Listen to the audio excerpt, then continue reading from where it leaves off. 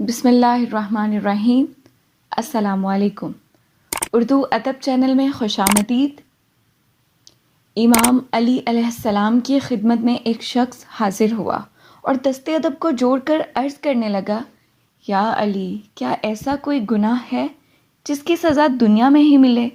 بس یہ کہنا تھا تو امام علی علیہ السلام نے فرمایا، اے شخص، میں نے اللہ کے رسول صلی اللہ علیہ وآلہ وسلم سے سنا کہ 3 گناہ ایسے ہیں جن کی سزا اس دنیا میں ہی مل جاتی ہے اور آخرت میں بھی اس کا سخت عذاب ہوتا ہے۔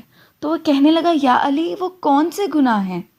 امام علی علیہ السلام نے فرمایا، پہلا گناہ ماں باپ کو تکلیف پہنچانا ہے۔ جو انسان اپنے والدین کو تکلیف دیتا ہے تو اسی کی اولاد ہی اس کو تکلیف دے گی اور یوں وہ دنیا و آخرت میں رسوا ہو جائے گا۔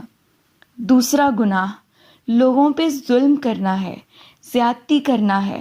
جو انسان لوگوں پہ ظلم کرے گا تو اس انسان کی عزت لوگوں کے دلوں سے نکل جائے گی اور یوں وہ دنیا و آخرت میں رسوا ہو جائے گا۔ اور تیسرا گناہ دوسروں کی نیکی اور اچھائی کی قدر نہ کرنا۔